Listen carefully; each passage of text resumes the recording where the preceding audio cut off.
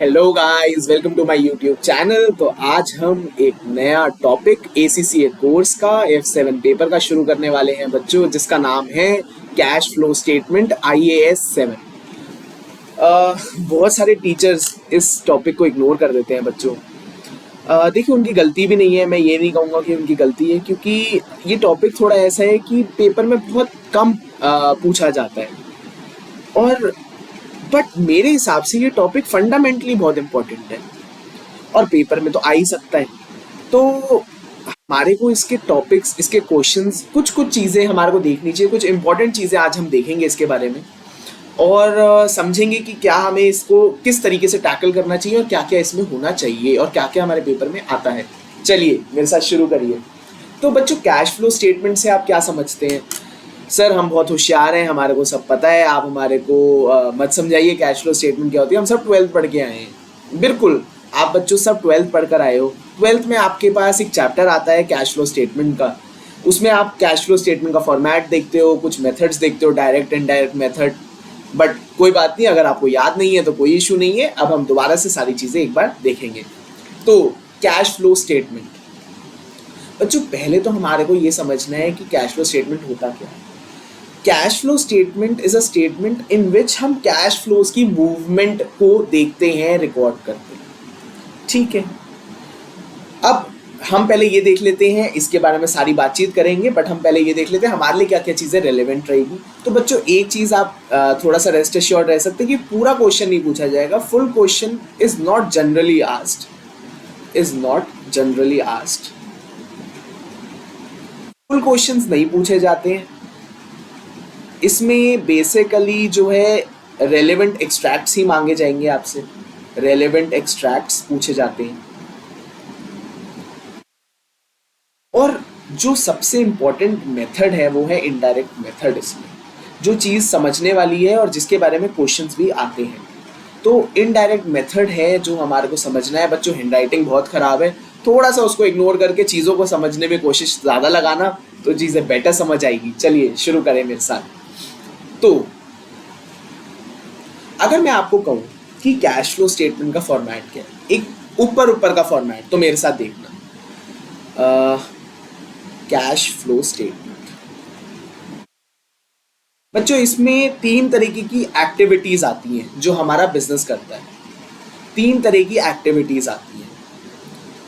तो I hope आपको activities याद होंगी, बट अगर आपको नहीं भी याद तो मेरे साथ देखिएगा। सबसे पहला होता है cash flow from operating activities. Cash flow from operating activities, भाई हम जो बिजनेस कर रहे हैं, हमारे बिजनेस के ऑपरेशन से जो कैश फ्लो जनरेट होता है, जो कैश की मूवमेंट होती है, वो सारी चीजें cash flow from operating activities में आती है। तो एक हो गया cash flow from operating activities. अब बच्चों, कैश फ्लो हमारे को ऑपरेटिंग एक्टिविटीज से हमने निकाल भी लिया, बट क्या कुछ और भी होते हैं बिजनेस में? बिल्कुल होते हैं। आपके बिजनेस में कुछ इन्वेस्टमेंट्स हो सकती है, मैं बताता हूँ कैसे। बच्चों, आपने शेयर से, आपने मान लो शेयर कैपिटल इशू करी मार्केट में और आपको पैसा मिला। अब वो पैसा आया तो वो आना भी रिकॉर्ड करना है और उस पैसे को चैनलाइज करना। मान लीजिए आपने वो पैसा लिया, मार्केट से इशू करा और उससे एक प्लांट एंड मशीनरी खरीदी। मान लीजिए आपने मार्केट से 100 करोड़ डॉलर्स उठाए और 100 करोड़ डॉलर उठाने के बाद आपने उसको इन्वेस्ट करा। कहाँ पे इन्वेस्ट करा? आपने उसको इन्वेस्ट करा एक मान लीजिए एक प्लांट एंड मशीनरी में जिसकी cost 50 crore rupees, 50 crore dollars है। तो आपका कैश आउटफ्लो हुआ फ्रॉम इन्वेस्टिंग एक्टिविटी। आपने अपने बिजनेस में इन्वेस्ट करा है, तो cash outflow from investing activities and cash inflow from financing activity. क्या हुआ? Issue of shares. तो एक एग्जांपल हो गया ये, तो बाकी मेरे साथ ये एक्टिविटीज देखिए। तो एक हो गई cash flow from operating activities, दूसरी हो गई cash flow from investing activities, और तीसरा हो जाता है बच्चों हमारा cash flow from financing activities.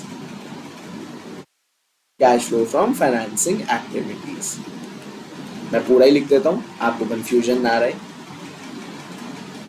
Financing activities.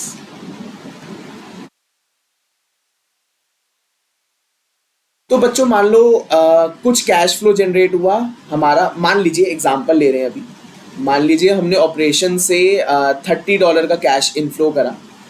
Investing में हमने मान लीजिए $60 की कोई मशीनरी खरीदी और हमने शेयर इशू करा था $70 का इस साल में। तो ठीक है, इससे क्या निकल कर आएगा? नेट इंक्रीज और डिक्रीज, इंक्रीज और डिक्रीज इन नेट कैश। भाई कैश में क्या इंक्रीज और डिक्रीज हुआ, क्या मेरे को कोई बता सकता है? भाई 30 का और 70 का हमारे पास आया, तो 100 हमारे पास टोटल आया, उसमें से 60 चला गया, तो क्या मैं कह सकता हूँ मेरे पास 40 का नेट इंक्रीज हुआ है कैश में? नेट इंक्रीज 40 का कह सकता हूँ क्या मैं? बिल्कुल कह सकते हैं सर। इस साल में हमारा नेट इंक्रीज कैश में हुआ है 40 का। मान लीजिए मेरे ओपनिंग कैश बैलेंस जो था, opening cash and cash equivalents जो थे वो थे हमारे, फॉर एन एग्जाम्पल मान लो $20। तो क्या मैं अपना closing cash and cash equivalents निकाल सकता हूँ? बिल्कुल निकाल सकते हैं सर। ओपनिंग हमारे को पता है, इस साल में क्या आया वो हमारे को पता है, तो ओपनिंग प्लस इस साल में जो आया 40 आया, तो 20 + 40 हो गया हमारा क्लोजिंग कैश बैलेंस। तो ए बी और A + B।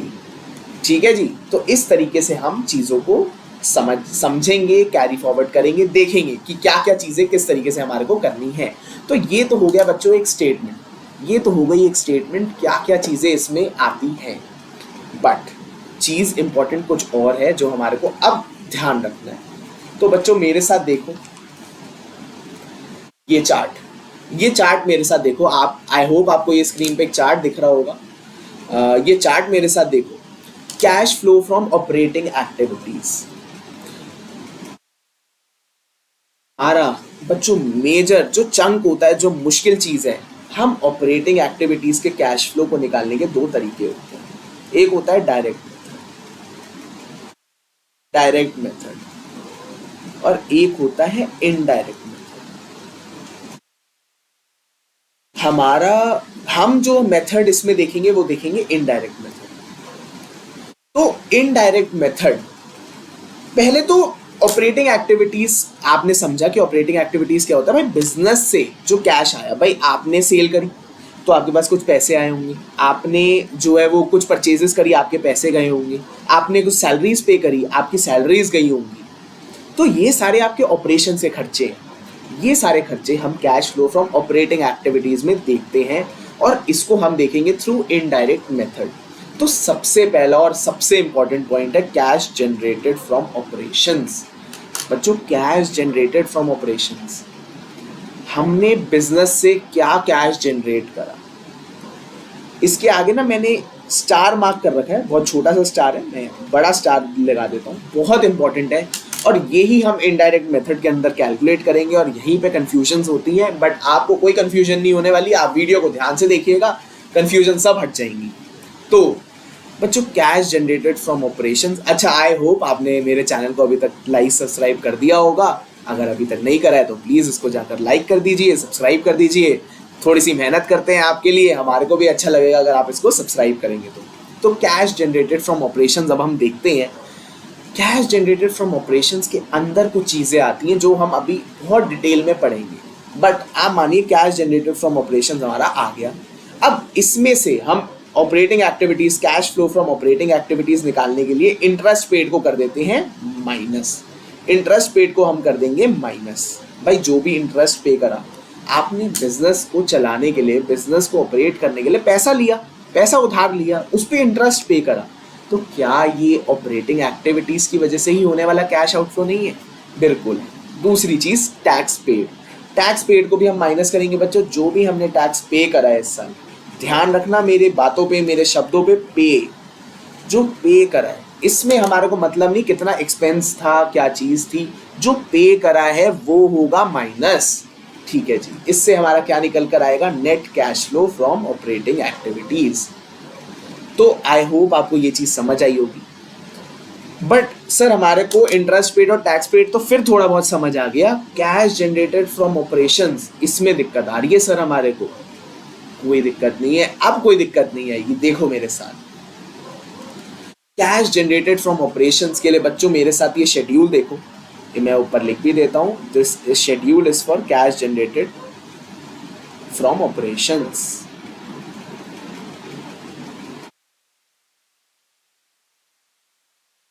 Cash generated from operations.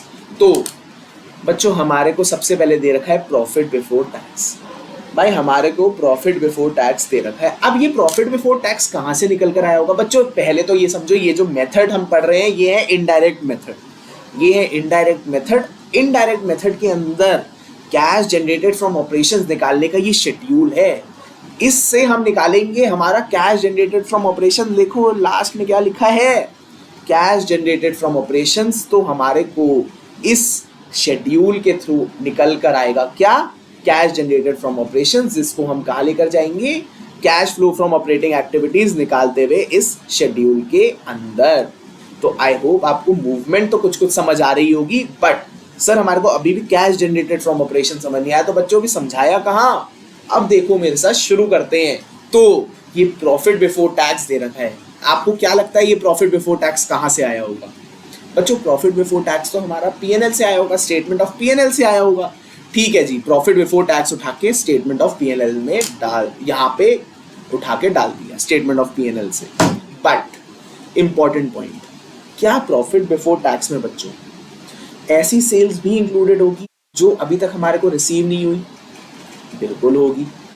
क्या ऐसी परचेजेस इंक्लूडेड होगी जिसकी अभी तक हमने पेमेंट नहीं करी? बिल्कुल होगी। क्या ऐसी सैलरीज इंक्लूडेड होगी जिसकी अभी तक हमने पेमेंट नहीं करी? बिल्कुल इंक्लूडेड होगी। क्या ऐसा रेंट हो सकता है जो अभी तक हमने पे नहीं करा बट हमें करना है? वो भी इंक्लूडेड होगा खर्चों में। बट भाई सर आपने हमारे को बताया था कि हमारे को इसमें सिर्फ कैश से मतलब है, तो भाई ये प्रॉफिट का क्या करना है हमारे को? प्रॉफिट से हमारे को कोई मतलब नहीं है सर, प्रॉफिट को हटा दो। नहीं, ये इनडायरेक्ट मेथड है बच्चों। हमारे को प्रॉफिट से हम निकालेंगे कहाँ, हम कहाँ तक पहुंचेंगे? हम पहुंचेंगे कैश जनरेटेड फ्रॉम ऑपरेशंस तक। इसका मतलब अगर मैं आपको एक लेमन लैंग्वेज में समझाऊं तो हमारे को इसमें से जो हमारा नॉन कैश, नॉन ऑपरेटिंग खर्चा जो होगा, भाई जो खर्चा कैश में ही नहीं हुआ वो हटा दो। जो खर्चा कैश में ही नहीं हुआ, जो पेमेंट्स हुई नहीं, वो हटा दो। ठीक है जी। और जो ऑपरेटिंग ही नहीं है, इसमें बहुत सारी चीजें ऐसी भी आती होंगी जो ऑपरेटिंग ही नहीं होती होंगी। For an example profit and loss on sale of NC. भाई क्या ये खर्चा हमारे ऑपरेशंस का खर्चा है या इन्वेस्टमेंट में आना चाहिए? इन्वेस्टमेंट में आना चाहिए, तो ये भी खर्चा हटा दो। ऐसे ही एक खर्चा है गवर्नमेंट ग्रांट, ये भी गवर्नमेंट खर्चा बोल दिया, सॉरी गाइस। गवर्नमेंट ग्रांट की एक इनकम हो सकती है, अमोर्टाइज होके हो सकता है उसकी इनकम आ रही हो, तो वो इनकम भी क्या इस समय रेगुलर कैश में आ रही है? वो एक बार में आ चुकी है, एक बार में आ चुकी है। तो हमारे को ये देखना है कि ऐसी ऐसी चीज़ों को हम ढंग से ट्रीट करें। ऑपरेशंस में only cash generated from operations होना चाहिए, कोई कैश नॉन कैश आइटम नहीं होना चाहिए एंड नॉन ऑपरेटिंग आइटम नहीं होना चाहिए। ठीक है जी। तो बट बच्चों ये समझने के लिए ना थोड़ा सा एक मेरे साथ एक नोट देखना। ये नोट, आप ना इस नोट की फोटो खींच लेना और जब मैं ये पढ़ाऊँ ना तो साथ साथ देखते रहना कि क्या हम चीज़ों को सही ले रहे हैं या नहीं ले रहे। देखो मेरे साथ, ये नोट लिखो, नोट।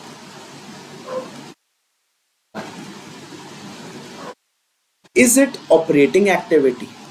भाई सबसे पहले जब हम कोई भी आइटम को देखेंगे ना तो हम पहले देखेंगे क्या वो ऑपरेटिंग की एक्टिविटी है। अगर वो ऑपरेटिंग की एक्टिविटी है, मान लो नहीं है, अगर वो ऑपरेटिंग की एक्टिविटी नहीं है, no it is not a operating activity, it's a non operating activity. तो भाई अगर उसकी इनकम होगी तो हम कर देंगे माइनस, इनकम को हम कर देंगे माइनस, और एक्सपेंस होगा तो उसको कर देंगे ऐड। और अगर इसका आंसर आता है यस, मतलब हमारा जो ये एक्टिविटी है ना वो तो ऑपरेटिंग है। तो अब देखते हैं, हमारा एक और क्वेश्चन पूछेंगे, क्या इज इट इन कैश? एक और क्वेश्चन पूछेंगे, इज इट इन कैश?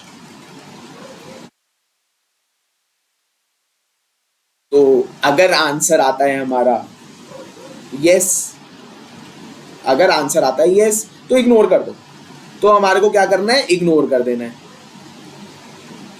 फिर कुछ नहीं करना, क्योंकि इसका ट्रीटमेंट तो प्रॉफिट बिफोर टैक्स में पहले से इंक्लूडेड होगा। बट अगर हमारा आंसर आता है नो, तो क्या करना है, तो भाई वही करना है जो यहां पे करा था, इनकम को कर देंगे माइनस और एक्सपेंस को कर देंगे ऐड। तो बच्चों अब ये समझो कि ये माइनस और ऐड का क्या चक्कर है। बच्चों इनकम को हमने माइनस करा है, मैं आपको इसका एक एग्जांपल देता हूं। मानो कि कोई मेरी इनकम हुई, मान लो मैंने कोई सेल करी जो मेरे को रिसीव ही नहीं हुई, क्या उसने मेरा प्रॉफिट बिफोर टैक्स बढ़ा रखा है? बिल्कुल बढ़ा रखा है भाई। प्रॉफिट में मेरी इनकम प्रॉफिट को ऐड करती है और एक्सपेंस कम करता है। अगर मेरी इनकम बढ़ रखी है, बट क्या कैश के पर्सपेक्टिव से वो मेरी इनकम हुई है? सिर्फ कैश का सोचो, सिर्फ कैश, क्या वो मेरी इनकम कैश के पर्सपेक्टिव से हुई है? नहीं हुई है। बट वो मेरे कैश जनरेटेड फ्रॉम ऑपरेशंस को बढ़ा रहा है। उसको सही करने के लिए क्या करना पड़ेगा? माइनस, तो माइनस कर दिया। दूसरी चीज समझो, मान लो बच्चों मैंने कोई परचेज करी, एक एग्जांपल दे रहा हूं आपको, कोई परचेज करी और उस परचेज में मैंने कैश पे नहीं करा, उधारी में परचेज करी, क्या ये मेरे प्रॉफिट बिफोर टैक्स को कम कर रहा होगा? भाई खर्चा हमारे प्रॉफिट को कम करता है, ये तो बात मैं मानता हूं आपको पता होगी। खर्चा हमारे प्रॉफिट को करता है कम, खर्चा हमारे प्रॉफिट को करेगा कम, तो क्या ये सही में कैश पर्सपेक्टिव के हिसाब से खर्चा है? नहीं है, कैश तो दिया ही नहीं भाई साहब, आपने कैश तो दिया ही नहीं, तो क्या ये सही में खर्चा है? नहीं है। तो हमारे को क्या करना है? Add back. हमारे प्रॉफिट हो रखे हैं कम, उसको ठीक करने के लिए क्या करना पड़ेगा? ऐड बैक करना पड़ेगा, बढ़ाना पड़ेगा बच्चों। आई होप आपको ये माइनस और प्लस का चक्कर समझ आएगा, और इसकी फोटो खींच लो, हैंडराइटिंग बहुत बुरी है, बट आई होप आपको चीजें थोड़ी बहुत समझ आ रही होंगी। मैंने थोड़ा समझाने की भी कोशिश करी है। अब ये चार्ट को मेरे साथ देखना, इसको समझने में बहुत हेल्प होगी। तो प्रॉफिट बिफोर टैक्स हमने पीएनएल से उठा के यहाँ पे डाल दिया, ये तो सिंपल है भाई, ठीक है। अब एडजस्टमेंट्स देखनी है, बच्चों, तो ठीक है, देखो मेरे साथ। सबसे पहला फाइनेंस कॉस्ट।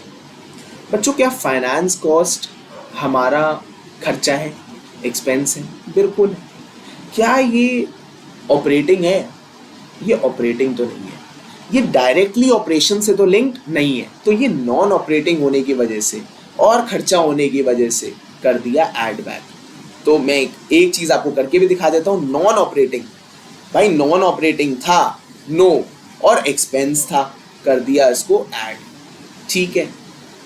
अब इन्वेस्टमेंट इनकम, भाई इन्वेस्टमेंट इनकम आपके प्रॉफिट में एडेड होगी, बट क्या ये आपकी इनकम फ्रॉम ऑपरेशंस है?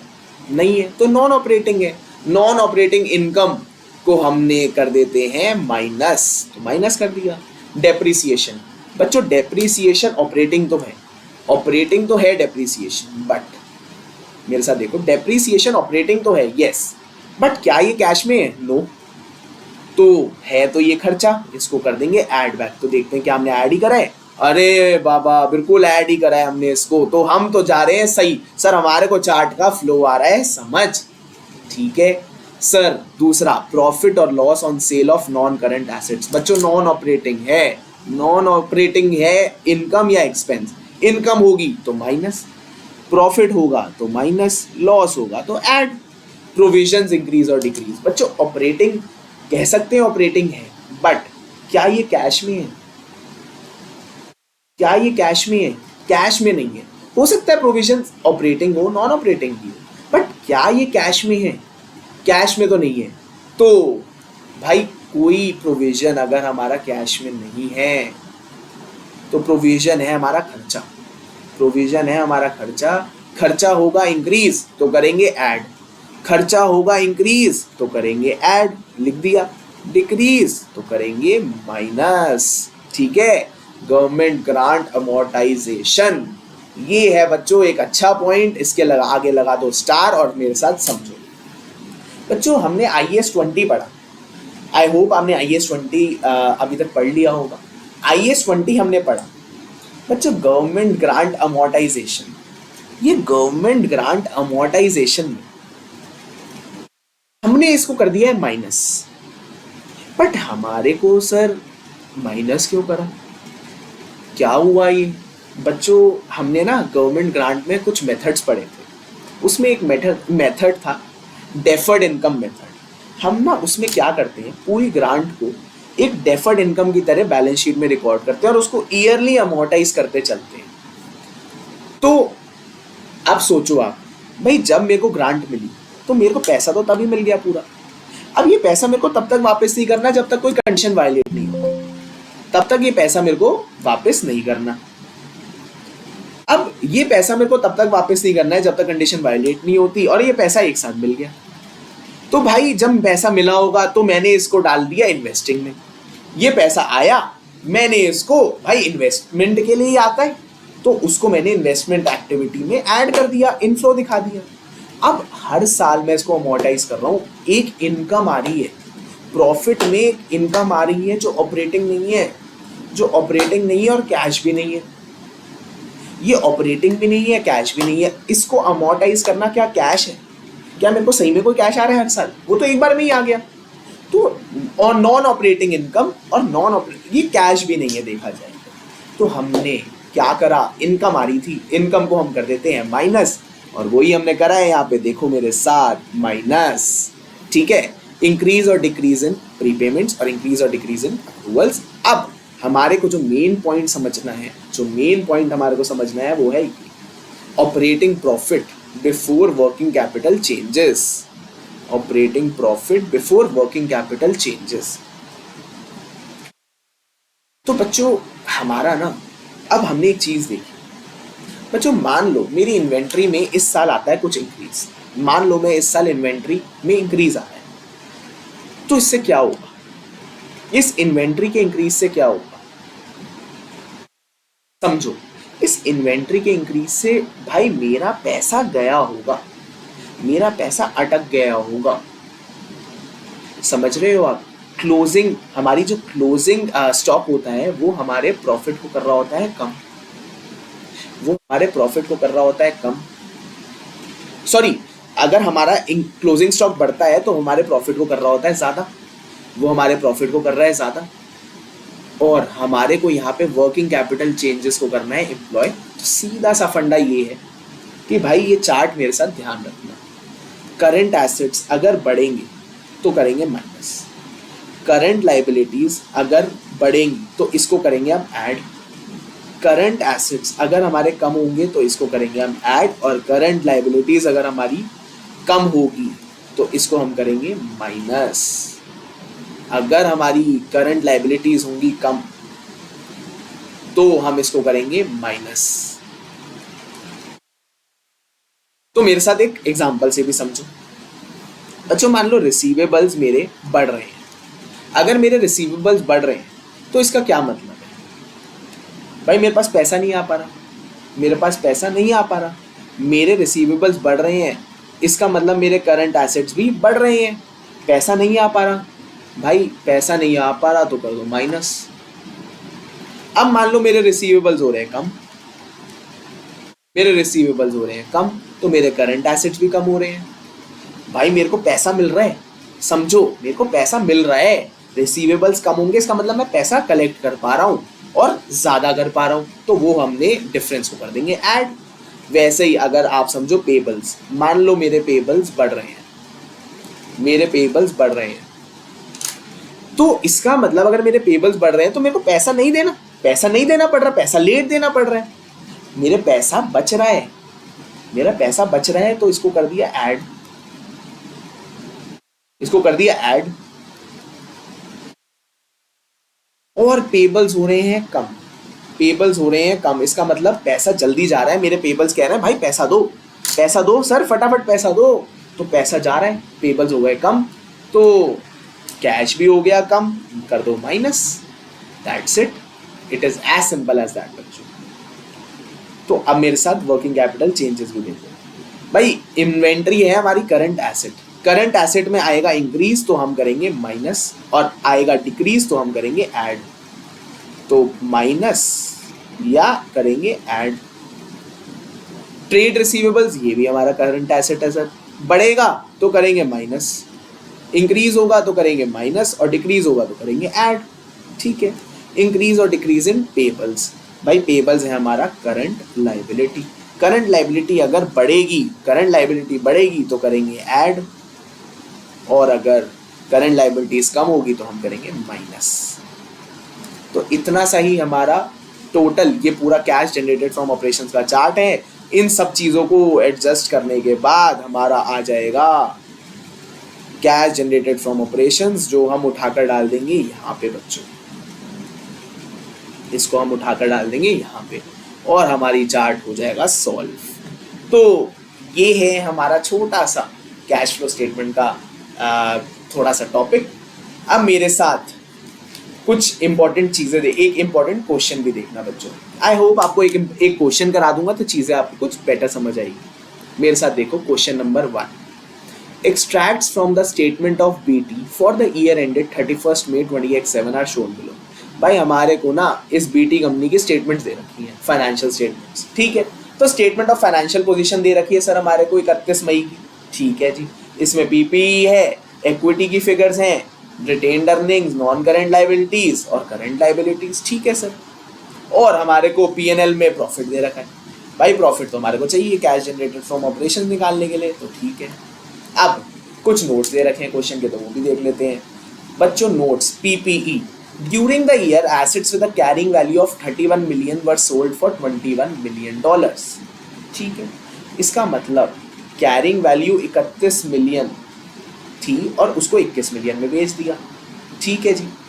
The present value of lease payments for new right of use assets acquired under lease, the present value of lease payments for new right of use assets acquired under lease equal to $28 million. तो इसका मतलब हमारे को क्या दे रखा है, आरओयू दे रखा है, आरओयू भी दे रखा है हमारे को 28 मिलियन का, और डेप्रिसिएशन बता दिया। तो हमारा पीपीई का मूवमेंट हमारे को दे रखी है, देखेंगे कैसे इसका यूज आएगा।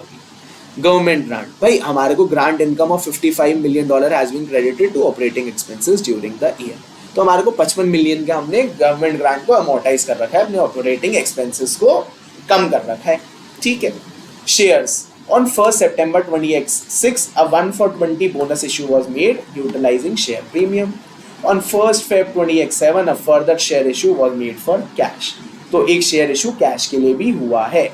ठीक है। Required, prepare extracts from the cash flow statement for BT for the year ended 31st May 2027 in compliance with IAS 7 showing cash flow from investing and financing activities. तो भाई हमारे को एक्सट्रैक्ट्स बनाने हैं कैश फ्लो स्टेटमेंट के, और investing और financing activities ही करना है। तो भाई हमारे को क्वेश्चन भी हो गया सिंपल, क्वेश्चन भी हमारा हो गया है सिंपल। अब आप देखिए कि क्या हम ये कर सकते हैं। एक बार क्वेश्चन को आप रीड करिए, फिगर्स को देखिए, क्वेश्चन को रीड करिए।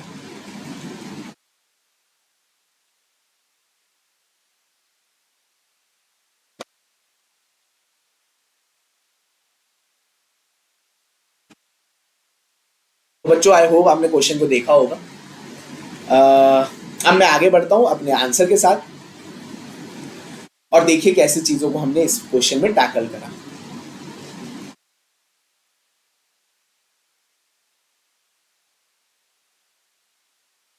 बच्चों हमारे को ना पीपीई के बारे में नोट्स दे रखे हैं। सबसे पहले तो ना ये जो नोट्स हैं इनको हम टैकल करते हैं। सबसे पहले देखते हैं नोट्स के बारे में। तो भाई पीपीई के हमारे को कुछ मूवमेंट्स दे रखे हैं, तो चलो क्यों ना पीपीई का एक अकाउंट बना लिया जाए। पीपीई का एक अकाउंट बना के देख लेते हैं कि क्या पीपीई की मूवमेंट्स थी। तो बच्चों पीपीई की मूवमेंट्स, ठीक है, हमारे को पीपीई का ओपनिंग बैलेंस दे रखा है और क्लोजिंग बैलेंस दे रखा है, तो डाल देते हैं। तो टू बैलेंस बीडी,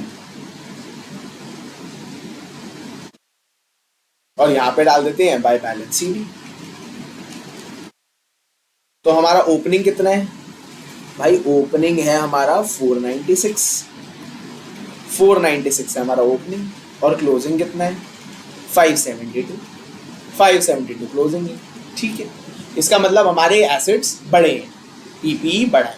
ठीक है, मूवमेंट भी देख लेते हैं। During the year assets with a carrying value of 31 million were sold for 21 million.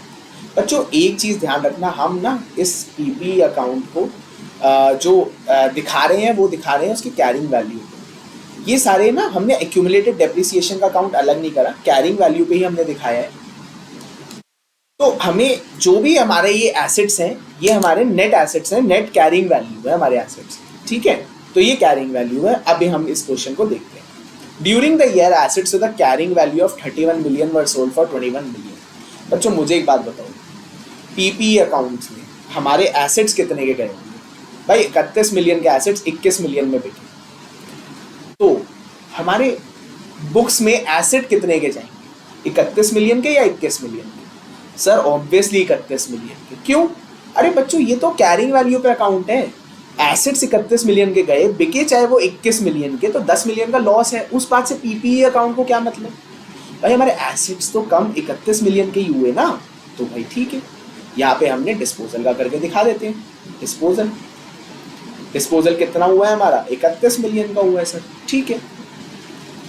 फिर the present value of lease payments for new right of use assets acquired under leases equal 28 million dollar। इसका मतलब हमने ROU asset को खरीदा है। भाई हमने ROU asset को खरीदा है, ये हमारे 28 मिलियन के एसेट्स में ऐड हो जाएगा, पीपी में ऐड हो जाएगा। तो यहाँ पे हम ROU की एंट्री करके लिख देते हैं, कितना है देख लो 28 मिलियन, तो 28 मिलियन का एडिशन हो गया, ये हमने कर दिया यहाँ पे। Depreciation charge for the year total 37 million. तो भाई हमारा डेप्रिसिएशन भी हमें पता चल गया कितना है, डेप्रिसिएशन है 37 मिलियन का, डेप्रिसिएशन है 37 मिलियन का। तो बच्चों मुझे एक बात बताइए, हमारे पास ओपनिंग बैलेंस भी आ गया, हमने क्या एडिशन करा आरओयू से वो भी आ गया, डिस्पोजल क्या करा वो भी है, डेप्रिसिएशन भी पता है, तो निकलेगा क्या भाई? निकलेगा तो ये जो हमने एसेट्स परचेज करे हैं इस साल, देखो मेरे साथ, जो हमने एसेट्स इस साल परचेज करे होंगे वो ही निकल कर आएगा। तो देखो 572 प्लस 37 प्लस 31 माइनस 496 माइनस 28, भाई 116। इसका मतलब हमने एसेट्स परचेज करे कितने के? 116 के।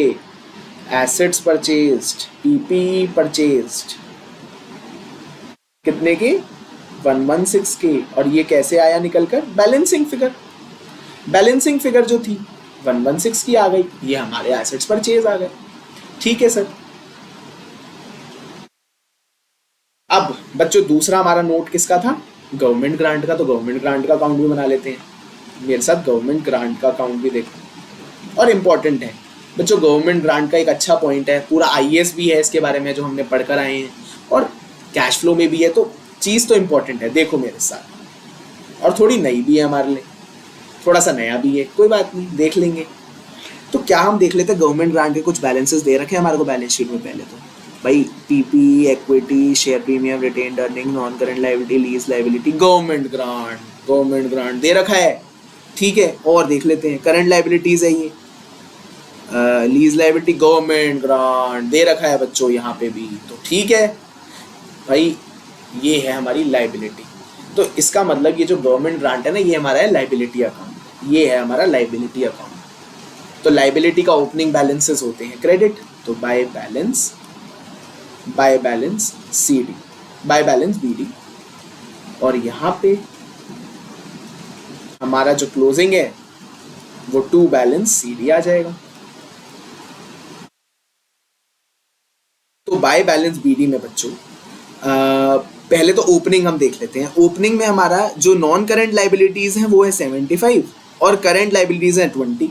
तो क्या मैं 75 प्लस 20 कर सकता हूँ? ये हो गया हमारा 95। और हमारा जो ओपनिंग बैलेंस, क्लोजिंग बैलेंस है वो है 80 प्लस 10, तो उसको लिख देते हैं 90। 80 प्लस 10, इसको लिख देते हैं 90, ठीक है सर। अब हमारे को नोट्स में क्या दे रखा है? Grant income of $55 million has been credited to operating expenses during the year. तो बच्चों एक ग्रांट इनकम को हमने अमोर्टाइज करा है, एक ग्रांट इनकम को हमने अमोर्टाइज करा है। तो ये ग्रांट इनकम को जब हमने अमोर्टाइज करा होगा तो एंट्री क्या होगी, एंट्री क्या हुई होगी, सोचो भाई। हमने अपने ऑपरेटिंग एक्सपेंसेस को करा होगा, क्या करा होगा, ऑपरेटिंग एक्सपेंसेस को कम करा होगा, तो ऑपरेटिंग एक्सपेंसेस हो गए होंगे क्रेडिट और गवर्नमेंट ग्रांट हो गई होगी डेबिट। कर दो भाई, दिखा देते हैं यहाँ पे ऑपरेटिंग एक्सपेंस कर कितने से करा है, 55 मिलियन, 55 मिलियन, ठीक है जी, 55 मिलियन से कर दिया। अब बच्चों मुझे एक बात बताओ, आपने आपने ओपनिंग बैलेंस लिख दिया, क्लोजिंग बैलेंस लिख दिया और जो ग्रांट अमोर्टाइज करी वो लिख दी। हमारा जो बैलेंसिंग फिगर होगी वो क्या होगी, जो ग्रांट रिसीव हुई है भाई, जो ग्रांट रिसीव हुई है वो हमारी बैलेंसिंग फिगर होगी। तो देख लेते हैं क्या है, 90 प्लस 55 माइनस 95, ये आ गई हमारी 50। तो इसका मतलब बाय कैश 50 आ गया बैलेंसिंग फिगर, ठीक है। अब तीसरी चीज भी देख लेते हैं। तीसरा हमारा पॉइंट है शेयर्स के बारे में। On 1 September 2026 a 1/20 bonus issue was made utilizing share premium on 1 Feb 2027 a further issue share issue was made for cash। तो इसका मतलब हमने साल में एक बोनस इशू करा है 1 सितंबर को और एक 1 फेब को हमने शेयर इशू करा है कैश के लिए। तो ठीक है जी, इसका भी एक अकाउंट बना लेते हैं। बट बच्चों यहाँ पे ना मैं एक चीज करूंगा, शेयर कैपिटल एंड यहाँ पे ना हमारे को शेयर कैपिटल भी दे रखी है और शेयर प्रीमियम भी दे रखा है, तो इन दोनों का अकाउंट मैं कर दूंगा मर्ज। मेरे साथ देखो, share capital and share premium का अकाउंट हमने कर दिया मर्ज। बच्चों शेयर कैपिटल के ओपनिंग बैलेंसेस तो होंगे क्रेडिट, तो by balance B D credit और टू बैलेंस सी डी हमारा आ रहा होगा डेबिट। तो ठीक है जी, ओपनिंग बैलेंसेस देख लेते हैं। शेयर कैपिटल है हमारी 200 प्लस शेयर प्रीमियम 35, तो इसका मतलब 235 हो गया। 200 ओपनिंग प्लस 35 235। अब क्लोजिंग भी देख लेते हैं। क्लोजिंग में हमारा 230 प्लस 45, 230 है और 45 है, ठीक है जी। देख लो कितना आता है, 230 प्लस 45, ये आ गया हमारा 275। देख लेते हैं क्या क्या मूवमेंट्स हुई है। बच्चों एक चीज, बोनस इशू है। बोनस इशू हमने करा कैसे है, यूटिलाइजिंग शेयर प्रीमियम। इसका मतलब शेयर प्रीमियम से निकालकर हमने पैसा डाल दिया शेयर कैपिटल में। शेयर प्रीमियम हुआ कम, शेयर कैपिटल हुआ ज्यादा। एक ही अकाउंट में जब हम कर रहे हैं तो क्या, जब हमारा शेयर कैपिटल और शेयर प्रीमियम का अकाउंट ही एक है, तो क्या ये मतलब एक ही अकाउंट में एंट्री नहीं हो गई, ये तो एक ही अकाउंट की एंट्री हो गई। तो ऐसी एंट्री को आप कर सकते हो इग्नोर, ऐसी एंट्री को आप कर सकते हो इग्नोर, और देखो सिर्फ शेयर इशू की एंट्री। तो ठीक है जी, शेयर इशू की एंट्री देख लेते हैं सिर्फ। तो भाई हमारे को एक ओपनिंग बैलेंस दे रखा है, एक क्लोजिंग बैलेंस दे रखा है, और हमारा कुछ बैलेंसिंग आ रहा होगा जो हमें पता है, शेयर इशू करा है तो कुछ कैश आया होगा, तो बाय कैश अकाउंट बैलेंसिंग हो जाएगा हमारा। बाय कैश अकाउंट में कुछ बैलेंसिंग फिगर आ जाएगी, तो 275 माइनस 235, ये आ गया 40। तो 40 का हमारा हो गया शेयर इशू।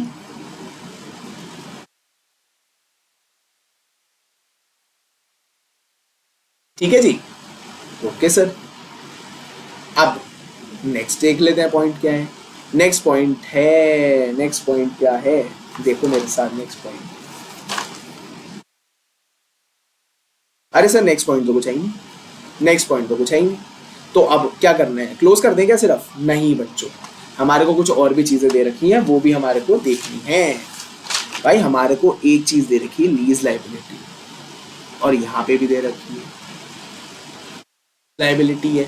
लीज लाइबिलिटी के कुछ बैलेंसेस दे रखे हैं, और हमारे को एक चीज और दे रखी है, क्या भाई 28 मिलियन का ना और लीज पे परचेज करा है। इसका मतलब 28 मिलियन से हमारा और लीज लाइबिलिटी बढ़ गई होगी। चलो देखो मेरे साथ क्या क्या मूवमेंट्स हुई होगी इसमें। जो लीज का ना, लीज का पूरा IFRS है। लीज में क्या क्या चीजें करते हैं हम देखते हैं। भाई लीज लाइबिलिटी के अकाउंट में सबसे पहले तो हमारी कुछ ओपनिंग लाइबिलिटी होगी, ठीक है सर। उसमें लीज लाइबिलिटी में हमारा, मान लो हमने कोई और लाइबिलिटी ली तो हमारा ओपनिंग हो जाएगा, मतलब हमारा और इंक्रीज हो जाएगी। बच्चों मैंने कुछ पे करा तो मेरी लाइबिलिटी भी तो कम होगी, बट वो हमारे को दे नहीं रखी, और कैश फ्लो के लिए वो है इंपॉर्टेंट, तो वो हम यहाँ पे निकाल देंगे। और हमारे को क्लोजिंग दे रखा होगा, तो let's see lease account. Lease account देखो मेरे साथ, लीज अकाउंट देखो। पेन का कलर कर देते हैं चेंज, उसको वापस ब्लैक कर देते हैं। लीज अकाउंट, तो लीज अकाउंट बच्चों ओपनिंग बैलेंसेस लिख लें। सबसे पहले तो ओपनिंग बैलेंसेस लिख लेते हैं भाई। लीज लाइबिलिटी के ओपनिंग बैलेंसेस हमारे हैं 30 और 3, 30 और 3, ठीक है भाई। ये भी लाइबिलिटी का ही है, ये भी लाइबिलिटी है, तो बाय बैलेंस BD 30 + 3, ये हो गया 33। और एक जो है हमारी आ रही होगी क्लोजिंग। क्लोजिंग भी देख लेते हैं कितना है। क्लोजिंग हमारे को दे रखी है एक तो 49 की, और हमारे को एक दे रखी है 5 की, तो 49 + 5 कर देंगे।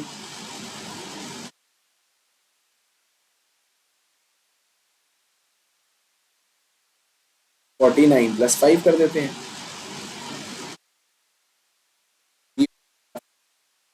और क्या दे रखा है हमारे को लीज के बारे में भाई, हमने ना एक ROU को परचेज करा है, तो इससे हमारा लीज लाइबिलिटी बढ़ गई होगी। कितने से बढ़ी होगी वो भी हमारे को दे रखा है क्वेश्चन में, लेट्स सी। ये बढ़ी होगी 28 मिलियन से, तो 28 मिलियन को लिख देते हैं। 28 मिलियन से बढ़ गई लाइबिलिटी, और हमारा बैलेंसिंग आएगा जो हमने इस लाइबिलिटी के लिए साल में दिया होगा। तो इसको देख लेते हैं कितना आता है। 33 + 28 - 54, ये आ गया हमारा 7 बैलेंसिंग फिगर। इसका मतलब ये हमने अमाउंट साल में करी है पे, ये साल में अमाउंट हमने कर दी पे, और अकाउंट हो गया हमारा क्लोज। ठीक है जी, अब आगे देखते हैं आगे क्या क्या चीजें हैं। बच्चों लेट्स सी कि क्या हमने सारी चीजें कवर कर ली है।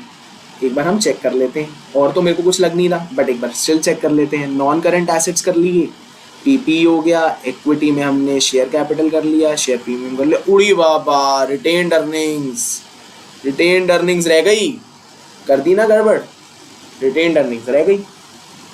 और सर हमारे को एक P&L का बैलेंस भी दे रखा होगा, इसका मतलब रिटेन्ड अर्निंग्स में कुछ एडिशन भी हुआ है, और रिटेन्ड अर्निंग्स में कुछ बैलेंस भी है। क्यों ना अकाउंट बना के देख लिया जाए कि क्या कोई और मूवमेंट भी हुई है, क्या चेक हो जाएगा। चलो देखो मेरे साथ, रिटेन्ड अर्निंग्स अकाउंट,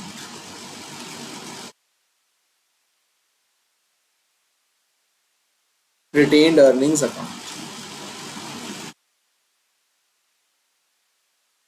ठीक है जी। रिटेन्ड अर्निंग्स का अकाउंट देख लेते हैं मेरे साथ। तो रिटेन्ड अर्निंग्स में हमारे पास ना सबसे पहले तो है कुछ ओपनिंग बैलेंस। रिटेन्ड अर्निंग्स का है सबसे पहले हमारे पास कुछ ओपनिंग बैलेंस, तो बाय बैलेंस BD कितना ओपनिंग बैलेंस है, चेक करो चेक करो चेक करो चेक करो कितना ओपनिंग है। मेरे को तो पता है बट स्टिल चेक कर लेते हैं। ओपनिंग है हमारा 147, क्या जी 147 ओपनिंग हो गया, और क्लोजिंग भी दे रखा है टू बैलेंस CD। कितना है क्लोजिंग, कितना है चेक कर लेते हैं सर, ये है 166, ठीक है लिख दो 166।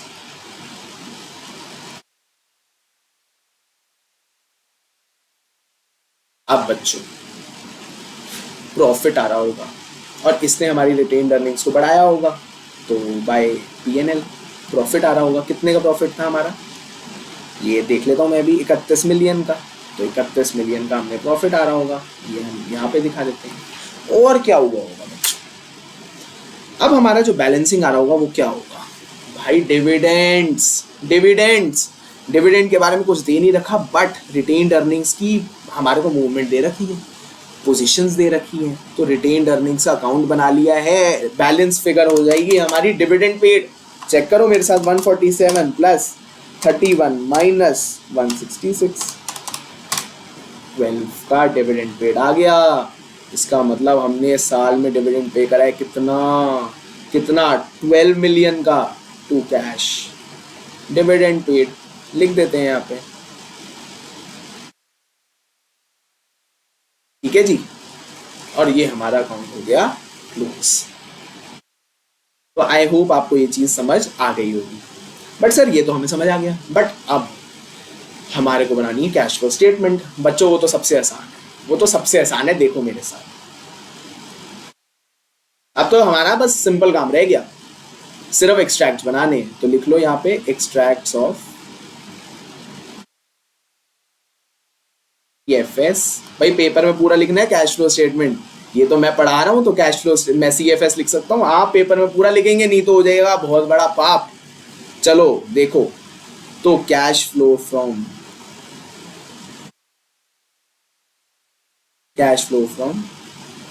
इन्वेस्टिंग एक्टिविटी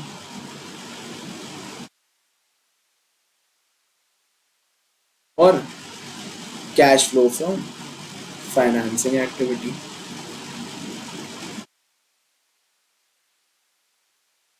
यही हमारे को दोनों में पूछे क्वेश्चन नहीं है, हम बता देते हैं निकाल कर। भाई मेरे को बताओ क्या क्या चीजें हुई। पीपीई से देखते हैं। भाई पीपीई में एक ना हमने पीपीई परचेज करा, एक तो हमने पीपीई परचेज करा, तो ये हो गई हमारी investing activity, purchase of PPE 116। ठीक है, इसको मत भूल जाना, ये करवा देगा पेपर में गड़बड़।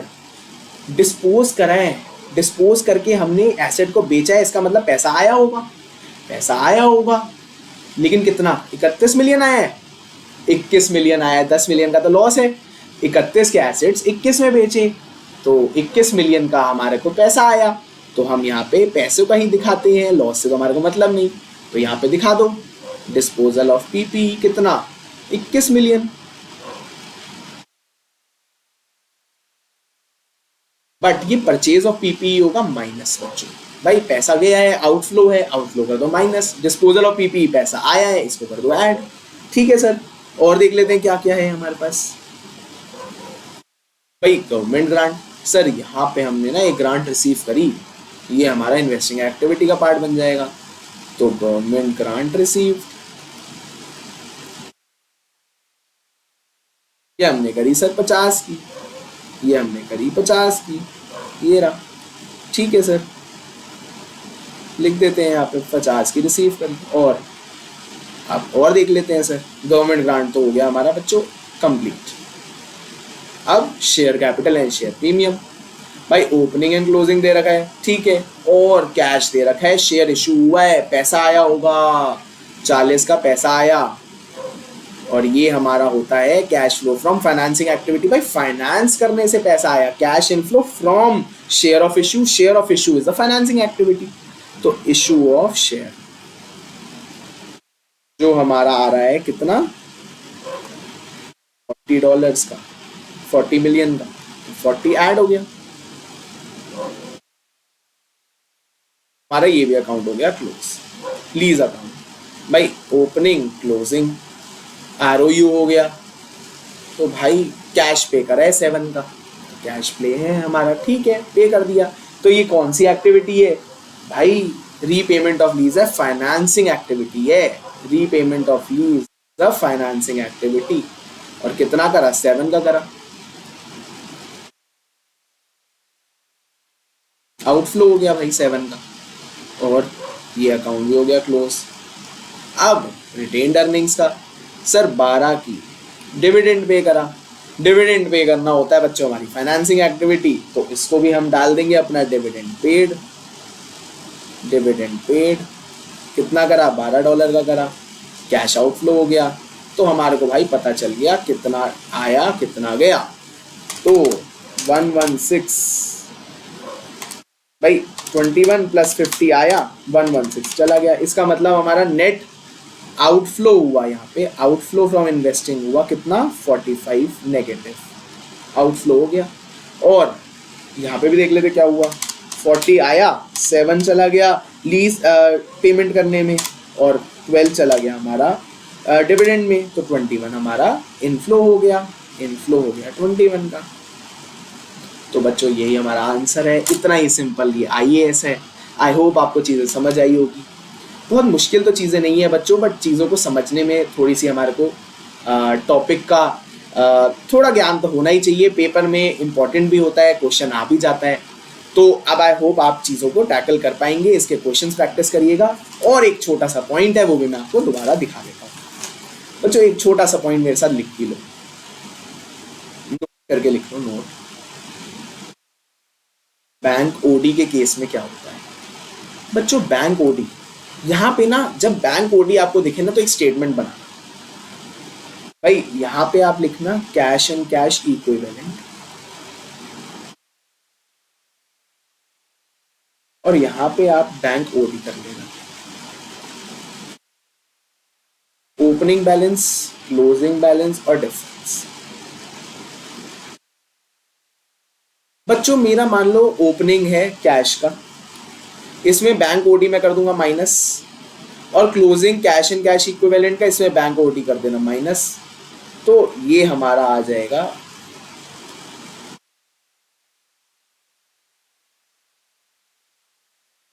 भाई net cash and cash equivalent, और यही हम अपनी कैश फ्लो स्टेटमेंट में दिखाएंगे। यही वो फिगर है जो कैश फ्लो स्टेटमेंट में दिखाई जाएगी। ठीक है जी, तो ये फिगर आ जाएगी आपके पास। इतना सही है, कोई ज़्यादा मुश्किल काम नहीं है, बट इट इज़ जस्ट कि मैंने आपको इन्फॉर्म कर दिया। आप कंफ्यूज नहीं होंगे, कभी देखे तो आपको लगे ये क्या चीज़ देख ली। अब आप कंफ्यूज नहीं होंगे, थोड़ी सी चीज़ को ध्यान रखिएगा बच्चों। ठीक है, तो अब आज के लिए इतना ही करेंगे। मेरा नंबर ये रहा बच्चों, मैं यहाँ लिख देता हूँ। अगर आपको कोई डाउट आता है तो आप मेरे को मैसेज करके पूछ सकते हैं, या फिर आप मेरे को कमेंट्स में भी डाल सकते हैं बच्चों। चलिए बाय बाय, टाटा, और पढ़ते रहिए। ठीक है जी, बाय बाय।